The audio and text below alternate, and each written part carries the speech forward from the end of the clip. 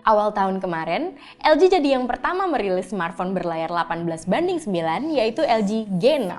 LG optimis layar ini akan jadi tren baru di tahun ini, dan prediksi ini terbukti benar dengan banyaknya smartphone berlayar 18:9. Kalau Anda ingin mencoba sensasi layar lebar 18:9 tapi budget Anda terbatas, LG punya seri Q6 yang dibanderol cukup terjangkau cuma 3 jutaan.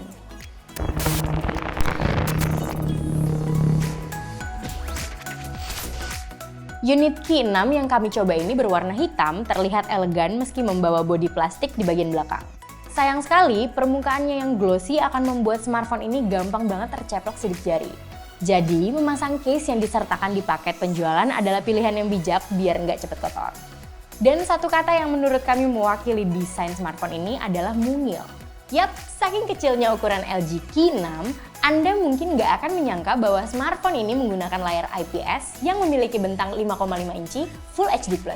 Bahkan ukurannya lebih kecil daripada smartphone berlayar 5 inci seperti Mi 6 misalnya. Dimensi LG Q6 ini hanya 14x7 cm dengan tebal 8,1 mm. Selain itu, bodi Q6 juga udah pakai rangka aluminium 7000 series yang enteng tapi kokoh dan tersertifikasi military standard sama kayak G6. Artinya, smartphone ini udah lulus drop test di berbagai kondisi. Namun bedanya, Q6 belum bersertifikasi anti air dan debu. Ukuran mungil dan layar lebar bikin penggunaan smartphone ini jadi makin simpel. Dipakai dengan satu tangan pun sangat terasa nyaman. Ditambah, kualitas layar yang cukup baik dengan warna yang cerah sehingga dipakai menonton film terasa lebih asik.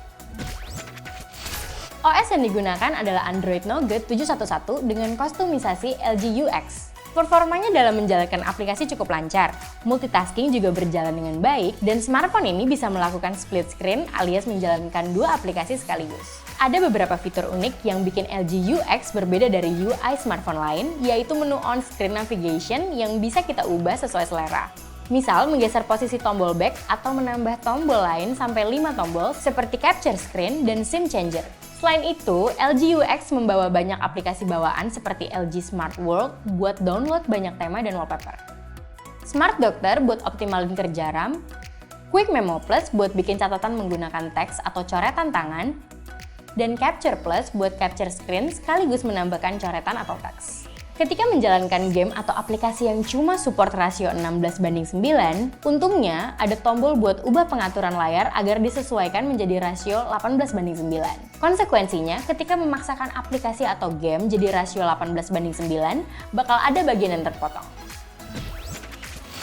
Dengan harga retail 3,2 juta, LG Q6 membawa prosesor Qualcomm Snapdragon 435, GPU Adreno 505, RAM 3GB, dan ROM 32GB. Performa hardware-nya menghasilkan skor Antutu 40.000 lebih. Dan saat dijajal bermain game, masih lancar saat kami memainkan game online seperti Point Blank, dan juga beberapa game ringan seperti Bus Simulator. Namun ketika digunakan bermain game dengan grafis tinggi seperti Bully, akan terasa frame drop dan lag.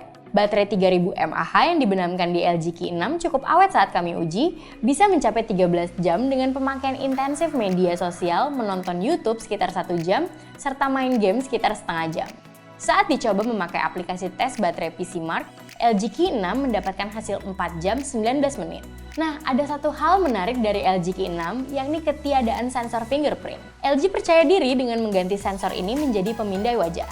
Tapi sangat disayangkan kinerjanya nggak terlalu bisa diharapkan. Sensor ini cukup kerepotan membaca wajah saat minim cahaya atau juga terlalu terang. Jadi selama pakai, akhirnya kami cukup sering mengunlock menggunakan pattern atau pin. Di sektor kamera, LG Q6 memiliki konfigurasi kamera belakang 13 MP f2.2 ditemani single LED flash dan kamera depan 5 MP f2.2 dengan fitur wide angle. Kedua kameranya bisa merekam video Full HD 30 fps. Antar muka kameranya sederhana, cuma ada mode auto, panorama, dan foot tanpa mode manual. Ada juga beberapa filter efek dan mode square untuk membuat kreasi foto berukuran kotak atau 1:1 khas Instagram. Kita bisa mengambil dua foto berbentuk kotak untuk dijadikan satu karya yang unik, membuat kolase, atau bisa mengambil foto berdasarkan template agar hasil komposisi foto terlihat apik. Pada mode food, kita bisa atur white balance menjadi kekuningan atau kebiruan agar warna foto makanan terlihat lebih menggugah selera. Overall, hasil kamera belakangnya terbilang bagus meski nggak wah. Pada kondisi cukup cahaya, baik indoor atau outdoor, hasilnya cukup terang dengan brightness yang bagus dan warna yang cukup natural. Hasil kinerja auto HDR-nya pun berhasil menangkap detail yang terang.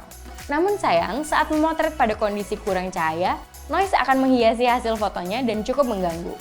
Untuk Anda penggemar foto makro, kamera LG Q6 bisa diandalkan untuk memotret bunga atau mainan berukuran agak kecil dengan efek blur pada latar belakang yang cukup bagus.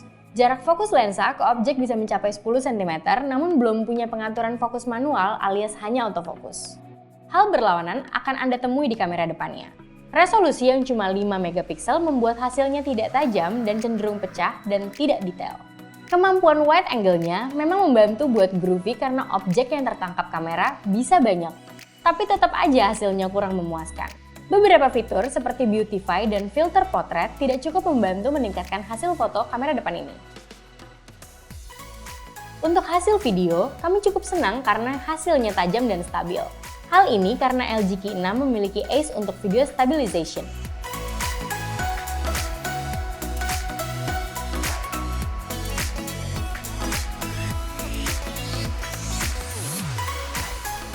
LG Q6 memang memiliki kekurangan, namun punya beberapa kelebihan juga.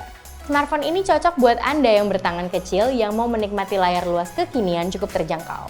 Tetapi, smartphone ini tidak direkomendasikan buat yang mencari hardware tinggi untuk gaming atau kamera selfie mumpuni.